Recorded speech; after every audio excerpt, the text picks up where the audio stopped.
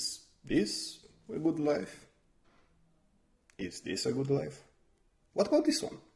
And this one? And what about yours? Are you leading a good life? We usually associate the idea of a good life with a luxurious kind of life, with a big mansion, with a great deal of flashy stuff inside it, and the pool, and obviously people inside that are so hot that they raise the average temperature of the room. But at the same time, we also kind of know better. We are also aware that it's also about this other more fulfilling thing. A good life also entails taking breaks and developing a family and relationships and playing with the kids and developing a bond with our own self and developing our internal life. We also know it's not only about the flashiness, it's about our internal life, our relationship with ourselves and our feeling of fulfillment. Wherever you find yourself on this spectrum of luxury and internal life, there's one thing that's for certain. A good life is not a comfortable life. Let me explain. A good life is never throwing up your feet, enjoying some TV, half awake in a wine-driven, semi-sleep coma. A good life comes from doing the hard thing. The good life, either you look at it from an external motivator's point of view, or you refer to your internal life. It's about pushing the limits of who you are and trading what is considered easy and possible for what you could do, what your life could have been spent doing. And especially, it's not about doing stuff for the sake of doing stuff.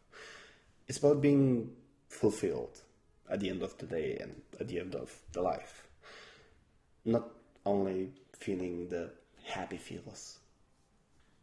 It's about the long-term liking who you actually are. Not about only enjoying your Tuesdays nights with a little to no responsibility. A good life, I dare to say, it's also a philosophical life. But what do I mean by that? Why is it that I call it a philosophical life? What does that even mean? And what's the point?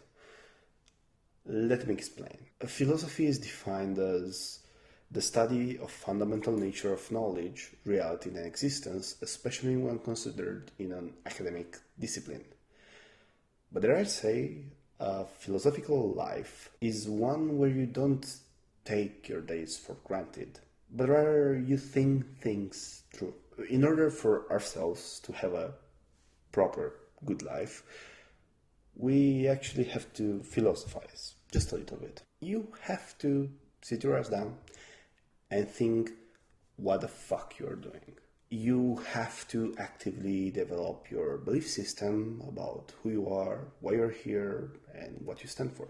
Now, just to make it clear, I'm not referring to philosophy in the academic sense of the word, like stoicism or nihilism. I mean, yeah, that's a start. But I'm not talking about that kind of philosophy. A good life is about installing a model of viewing the world, a filter through which you view your experiences of your whole existence. There's also models out there in the world which are called philosophies. But my point is that you should start from philosophies that are already existing and develop your own. Because no model is perfect for anyone. You will have a few suggestions now on the screen, and my recommendation is that you should learn about them and then pick one of them and go from there into mixing and matching in order to develop what you actually think about the world. This concept of philosophical life is obviously about a life that you'll be proud to have lived, a thought of life, a life that will bring you the riches of fulfillment and you will be happy at the end that you've done life according to your own terms, that you believed what you lived and you acted on your beliefs. We will all die. We will all have roughly the same amount of time we did in our lifetime. But the question is, what will you do with your time? How much of your life will you fit into this precious time you have? And with that being said, I'm also writing a book and I'm also on my way to publishing a course. I've been working for both of these for quite a while, and I've been a decade long into putting this stuff on paper. You can now register in the link below in order to learn more about them and join my newsletter. And just to leave you off, my only hope for you is that you will live thoughtfully. See you next time.